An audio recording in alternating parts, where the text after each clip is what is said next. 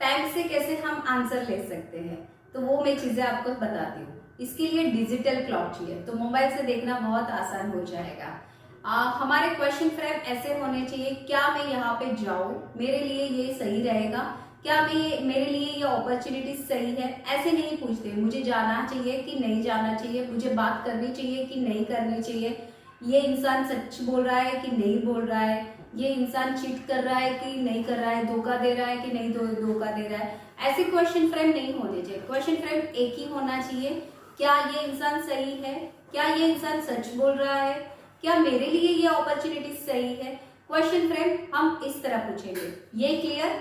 फिर उसके बाद में आपको देखना है, डिजिटल क्लॉक में आपको टाइमिंग देखना है। उसमें 2 कैटेगरी हो जाएगी, तो एक कैटेगरी में आप लिख के रखिए, वहां पे 3 नंबर आ जाएगा, 2 नंबर आ जाएगा, 5 नंबर और 6 number. Guru, Venus, moon and mercury. वापिस एक बार मैं बोलती हूँ, 3 नंबर यानी गुरु का नंबर, 2 नंबर यानी मून का नंबर, 6 नंबर यानी विनस का नंबर, 5 नंबर यानी मर्क्यूरी का नंबर। तो यहाँ पे हमारी एक कैटेगरी हो गई। फिर हमारी दूसरी कैटेगरी हो जाएगी, तो दूसरी कैटेगरी में आपको सन का नंबर 1 आ जाएगा, मंगल का नंबर 9 आ जाएगा, शनि महाराज का नंबर आ जाएगा 8 नंबर, और फिर बाद में राहु का नंबर आ जाएगा 4 और केतु का नंबर आ जाएगा 7। तो यहाँ पे एक कैटेगरी में हमें ये नंबर लिखना है, क्लियर। यहाँ पे आ जाएगा 3 नंबर, 2 नंबर, 6 नंबर और 5 नंबर। यहाँ पे आ जाएगा 1 number, 9 number, 8 number, 4 number and 7 number. यहाँ पे हमारे पास 2 कैटेगरी हो गई। अभी क्या करना है, हमने क्वेश्चन पूछा कि क्या वो सच बोल रहा है, या मेरे लिए ये अपॉर्चुनिटी सही है, मुझे जानना चाहिए या मुझे बात करनी चाहिए, ये टाइम सही है, क्लियर।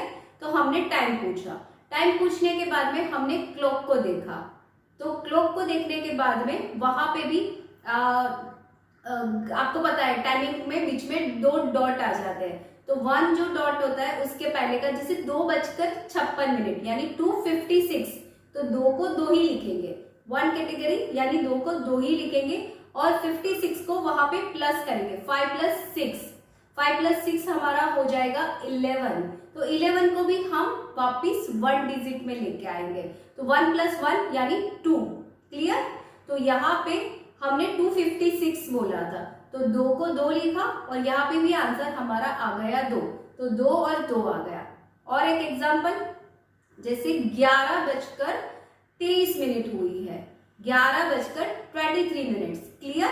तो 1 + 1 यानी 2 करेंगे, और 2 + 3 यानी 5 करेंगे, तो यहाँ पे आंसर हमारा आ गया 2 और 5, क्लियर। इस तरह का आपको सबसे पहले 1 डिजिट में नंबर लाना है। फिर बाद में आपको देखना है, अगर सेम नंबर आ गए 2 और 2, तो आंसर है हाँ यानी यस, क्लियर। और अगर एक ही कैटेगरी का आंसर आ गया, जैसे 3 नंबर, 6 नंबर, 2 नंबर और 5 नंबर, जैसे 3:06 हो गई, 3:33 हो गई, क्लियर। तो वहां पे सेम आंसर आ, यानी एक ही कैटेगरी का आ जाएगा 3:06।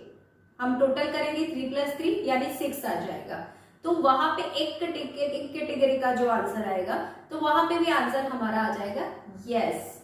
और अगर सेम वैसे ही, अगर 4-4 हुआ, 8-8 हुआ, 1-1 हुआ, या फिर सॉरी 1 और 9 हुआ, 1 और 8 हुआ, 8 और 9 हुआ, 7 और 4 हुआ, 7 और 8 हुआ, यानी एक कैटेगरी का अगर आंसर आ रहा है तो आंसर होगा यस। इतना क्लियर हो गया। और नेक्स्ट में हम देखेंगे, अगर 3 बजकर ये कैटेगरी का आंसर आ रहा है, 3 और 8 आ रहा है, 3 और 1, 3 और 4, 3 और 7, आंसर आएगा नो, यानी हमारा आंसर में है नहीं, वो चीज नहीं है आपके लिए सही, ठीक है। और अगर आंसर में यस है तो डेफिनेटली आंसर है आपका हाँ में, यस में आंसर है, क्लियर। एक बार और मैं क्लियर कर लेती हूँ, अगर एक ही कैटेगरी के आता है आंसर 3 और 6, 3 और 2, 3 और 5, 3, तो आंसर हमारा आ जाएगा यस में। सेम ऐसे ही 1 और 9 हुआ, 1 और 8, 4 और 7, 8 और 7, 8 और 4 एक ही कैटेगरी का आंसर हुआ, वहां पे आंसर है यस, यानी हाँ में आंसर है। और अगर दोनों में ऑपोजिट ऑपोजिट आ गया, एक कैटेगरी का और दूसरा दूसरी कैटेगरी का, आंसर है नो में। क्या वो इंसान झूठ बोल रहा है? तो यस में आया तो हाँ, राइट। अगर मुझे यहाँ जाना चाहिए, मेरे लिए सही है, तो अगर हाँ में आया तो यस, यानी एक ही कैटेगरी का आया या सेम नंबर का आया तो आंसर है यस, आपको जाना आपके लिए सही रहेगा। लेकिन इसमें आपको एक चीज डेली करनी चाहिए, 5 मिनट आप जो भी इष्ट देव को मानते हो, आपके घर में जिनकी भी पूजा होती है, आपको 5 से 10 मिनट रोज उनका स्मरण करना है, ध्यान यानी मेडिटेशन करना है, या उनके मंत्र पाठ जो भी आप करना चाहते हो वो डेली आपको करना है, क्योंकि वो ब्लेसिंग से आंसर हमारे लिए सही निकलते हैं। तो आपको डेली मेडिटेशन करना है और अपने आप को पॉजिटिव भी रखना है। So all the best.